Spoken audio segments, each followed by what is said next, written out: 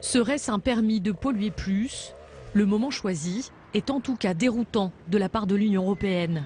En relevant les plafonds des émissions de gaz polluants pour les moteurs diesel, Bruxelles a provoqué la colère des écologistes. Le calendrier adopté par l'UE pour les constructeurs automobiles est jugé souple. D'ici à septembre 2017, les émissions d'oxyde d'azote des moteurs diesel seront limitées à 110% du seuil en laboratoire. C'est 2 fois le seuil autorisé par la législation européenne. Une façon de ménager une industrie qui représente 12 millions d'emplois en Europe pour la Commission européenne, de satisfaire les lobbies, selon les Verts. Ces derniers pointent du doigt une décision prise porte close par un collège d'experts, ce qui favoriserait, selon eux, les constructeurs. La vraie mesure contraignante de ce vote, c'est l'obligation pour les marques de pratiquer des tests en conditions réelles. Il permettrait de limiter les risques de triche. Des fraudes, l'Union européenne en aurait laissé passer, selon le Financial Times. D'après le quotidien économique britannique, l'institution savait que des constructeurs truquaient leurs moteurs. Cette décision interpelle donc dans la foulée de ce scandale Volkswagen et un mois avant le début de la COP21.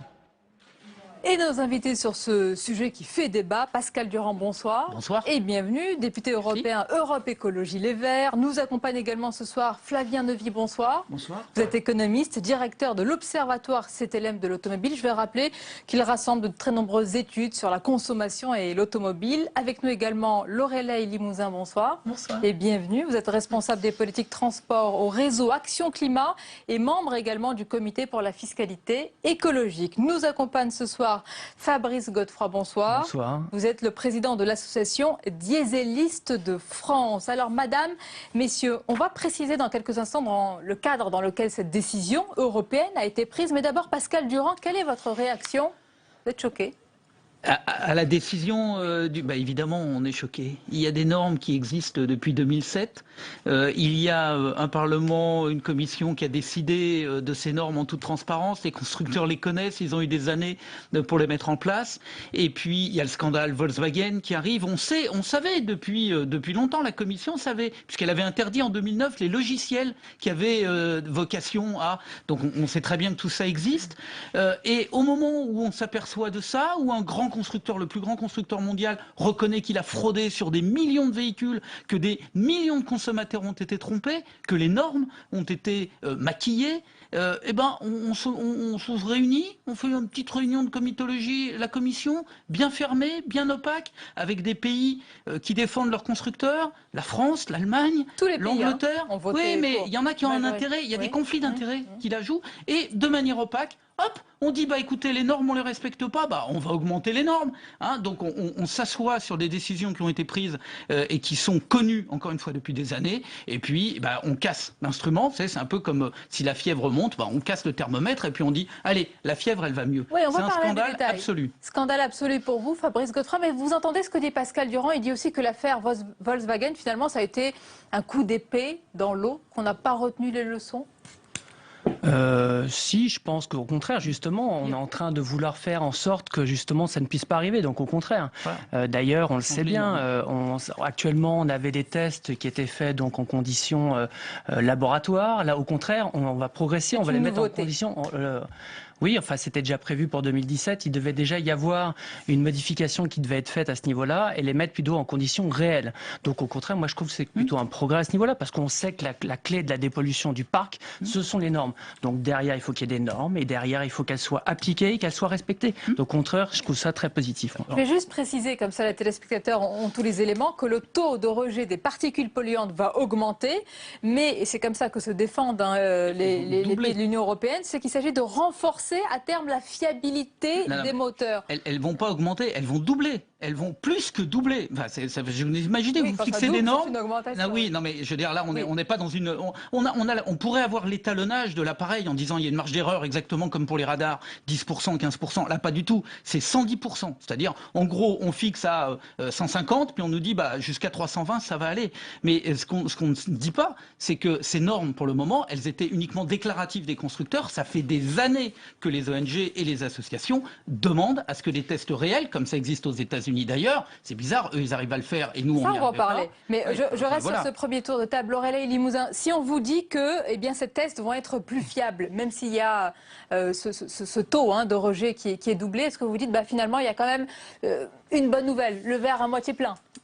Pas tout à fait, parce que ça fait des années en effet que les associations comme le réseau Action Climat dénoncent l'écart grandissant entre les émissions officielles et les émissions réelles de NOx, donc d'oxyde d'azote, mais aussi de CO2, donc la consommation de carburant. Et ça fait des années qu'on demande l'application d'un test en conditions réelles de conduite afin de fournir des informations plus fiables, plus représentatives de la réalité. La Commission européenne mettra en application un test en conditions réelles de conduite. Le problème, c'est qu'en effet, il y a une marge de tolérance, ou plutôt une marge de complaisance, je dirais, pendant 4 ans. Donc d'abord à 110%, donc c'est-à-dire que les véhicules vont pouvoir émettre 2 fois plus que la norme qui est prévue en effet depuis 2007. Ça veut dire que 12 ans après, jusqu'en 2019, on émettra 2 fois plus que la norme.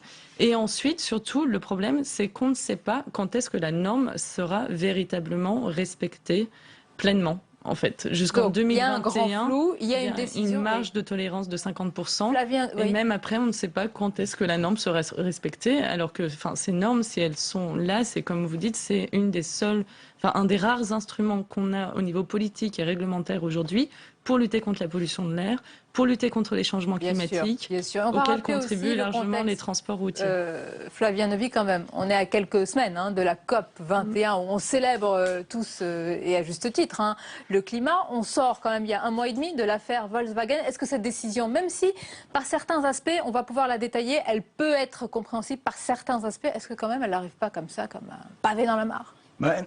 Elle fait suite au scandale Volkswagen. On est clairement encore dans la continuité de cette onde de choc mondiale avec cette fraude.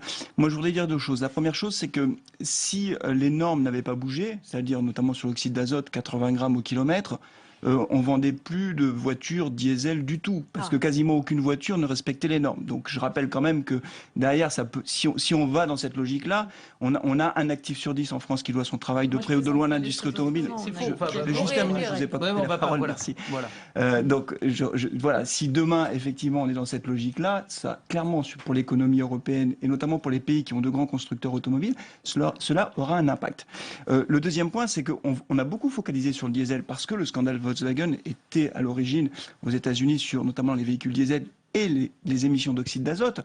Et donc, on va aller vers une harmonisation des prix du diesel, vers renforcement des contrôles en conditions réelles. Et tout le monde est d'accord pour dire que c'est mieux parce que ça donnera la réalité de la pollution automobile, qui est un vrai problème de santé publique.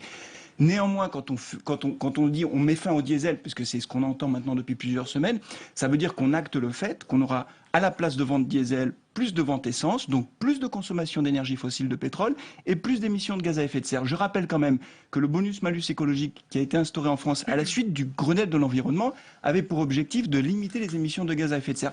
Donc voilà, rien n'est simple. Je m'arrête sur votre premier point qui est important. Je vous fais réagir et je vous donne la parole, Fabrice Godefroy. Mais vous dites en fait que l'Union européenne a voulu laisser du temps aux constructeurs de s'adapter, sinon ce n'était pas possible de mettre quasiment sur le marché ces véhicules diesel. Mais il y avait une hypocrisie, c'est-à-dire que les normes telles qu'elles existent aujourd'hui ne pouvaient être retenues par les constructeurs qu'en laboratoire. Et que effectivement les écarts ont augmenté depuis plusieurs années entre les émissions réelles et les émissions en laboratoire. C'est vrai que l'écart s'est agrandi ces dernières années. Oui, tout à fait, et je présenterai les choses un peu autrement, parce qu'en effet, on a 9 véhicules sur 10 qui ne respectent pas la nouvelle norme Euro, ce qui signifie qu'il y a quand même un véhicule sur 10 qui la respecte, et donc que c'est technologiquement possible de respecter les normes anti-pollution. Et malheureusement, c'est pas dans cette direction que se sont dirigés les constructeurs automobiles jusqu'à aujourd'hui, parce qu'on les a laissés jouer avec le feu. Et c'est pire que ça, c'est-à-dire qu'on a entretenu, ils se sont fait subventionner pour frauder, parce qu'aux États-Unis, les nouveaux véhicules n'ont aucun problème. Les constructeurs, écoutez, moi ce que je vois, c'est quand même un silence assourdissant. On a une fraude. On nous explique la concurrence libre et non faussée en Europe, c'est la pierre angulaire.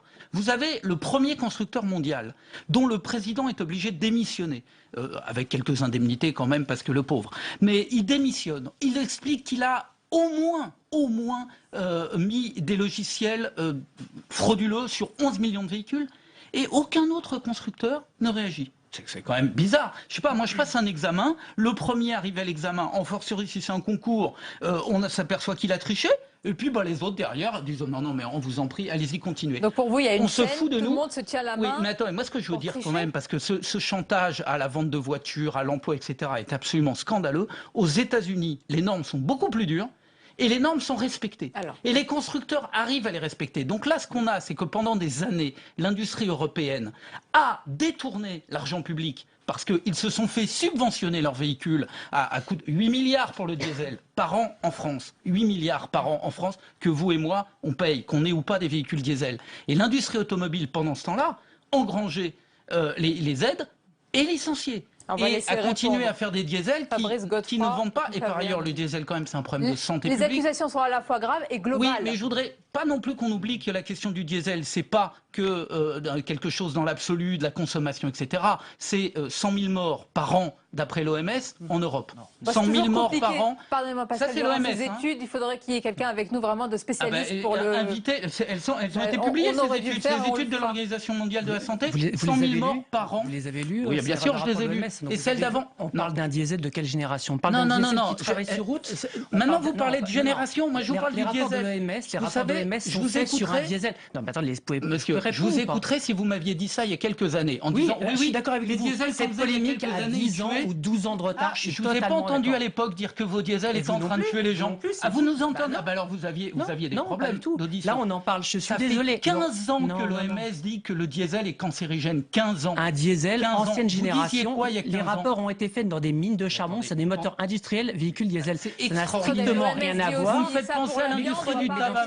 Prenons un rapport plus récent. Vous êtes aussi crédible que l'industrie du tabac. Pascal Durand, laissez-le. Non, mais dernier rapport. Il y a eu un rapport qui est beaucoup plus récent, qui est un rapport américain, et on dit actuellement que tous les rapports américains sont beaucoup plus intéressants. C'est le rapport de Health Effects. Et eux, ils ont fait des rapports. Ils ont fait des analyses. Ils ont fait des analyses sur des véhicules type Euro 5, donc équipés de filtres à particules. Donc le rapport de l'OMS, il était sur des véhicules diesel industriels dans des mines de charbon, des groupes électrogènes qui n'ont strictement rien à voir avec des véhicules qui roulent. C'est vrai, non, c'est faux ou pas? Non, donc, alors, effectivement, et donc le rapport de Health Effect avec des véhicules FAPé qui roulent sur route, on s'aperçoit effectivement que là, il n'y a plus de problème sanitaire. Le problème de cette polémique, j'aimerais juste finir. Le problème de cette polémique sur le diesel, c'est qu'elle a 10 ou 12 ans de retard et qu'elle n'a plus lieu d'être. Il n'y a plus d'arguments véritablement écologiques et industriels. Et notamment, vous parliez du CO2. On a besoin du diesel. Incroyable d'entendre ça. Vous allez répondre, on a du temps. Non, mais c'est même pas qu'on réponde.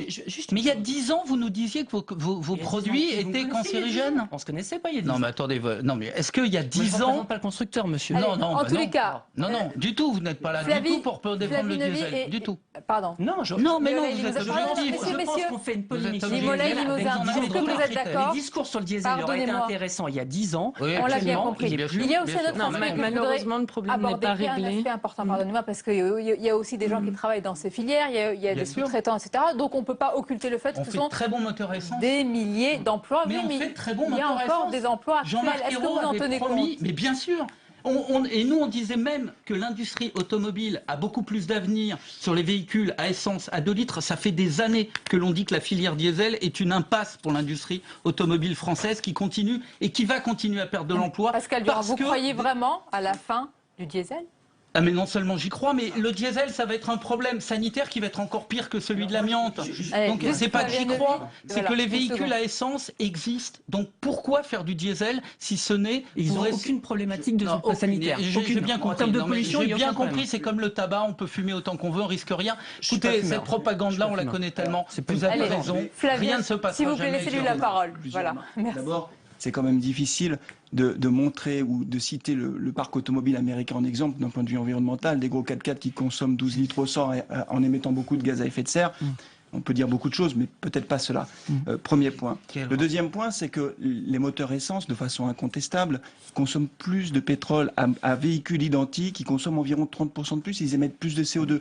Je ne nie pas le problème des particules fines de l'oxyde d'azote, mais je n'ai jamais dit le contraire. Je note quand même... On parle que de ça. Oui, non, mais je note quand même, et vous connaissez certainement les chiffres d'Air Paris, que quand on parle de qualité de l'air dans les grandes villes, et notamment en Ile-de-France, le secteur résidentiel, le chauffage des bâtiments, si on prend les particules fines, c'est 26% des particules fines, des particules, et les particules fines, c'est même 36%. Donc, je veux dire, il n'y a pas que la voiture qui est absolument, c'est d'ailleurs tenu. Je vais juste terminer sur un point par rapport aux constructeurs. Oui, vous avez raison, madame, quand vous dites qu'il faut effectivement des objectifs et des objectifs concrets pour les constructeurs, et ils en ont. Donc maintenant, on va changer un peu les règles, on va faire des tests dans différentes conditions.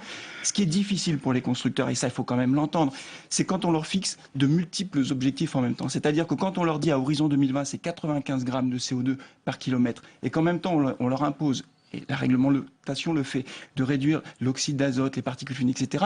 Il faut savoir qu'à la clé, pour un constructeur généraliste, c'est des centaines de millions d'euros, voire des milliards d'euros d'investissement. Et en même temps, l'argent qu'ils vont mettre dessus, et c'est nécessaire, c'est le sens de l'histoire, ils ne peuvent pas le mettre sur la recherche d'énergie alternative, de motorisation alternative, le 100% électrique, l'hybride, qui sont des technologies bien meilleures d'un point de vue environnemental. Ils ne peuvent pas tout faire en même temps. Et c'est pour ça qu'il faut essayer de faire les choses dans le temps, parce que sinon on va dans le mur. Un instant, donc il y aurait un manque d'objectifs clairs et de politiques claires qui conduirait aussi au fait que les constructeurs ne savent pas. Il y aurait une déperdition de moyens. Du diesel, vous n'êtes pas du tout d'accord sur ce point-là?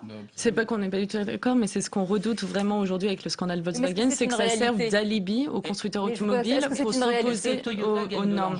Et le CO2 et le NOx, l'oxyde d'azote, la lutte contre le CO2 et le NOx peuvent être compatibles. Et c'est le cas, par exemple, avec les véhicules hybrides essence qui permettent une réduction de la consommation de carburant et de la pollution. Qu'est-ce qu'ils font Toyota à Valenciennes? En France, ils font des véhicules hybrides qui se vendent très très bien et qui respectent à la fois les normes sur le CO2, les normes sur le particule, les normes sur l'oxyde d'azote, tout simplement parce qu'il y a des choix qui ont été faits. Je répète, en France, par souci de préserver une mauvaise industrie qui était l'industrie du diesel. Alors sachant il y a quand même des décisions. Pouvez pas. Le gouvernement français, quand même, ça vous a pas échappé, veut augmenter d'1 centime la fiscalité sur le gazole et la baisser de manière symétrique sur l'essence. C'est une volonté quand même quelque part de mettre fin au tout diesel dans le parc des entreprises. On a perdu, en l'occurrence, et c'est très bien qu'ils le fassent. C'est très bien qu'on aille vers une convergence essence-diesel, d'autant plus qu'on importe le gazoil alors qu'on raffine l'essence. Donc en plus, en termes de balance et de commerce extérieur, c'est intelligent. C'est incontestable. Voilà, donc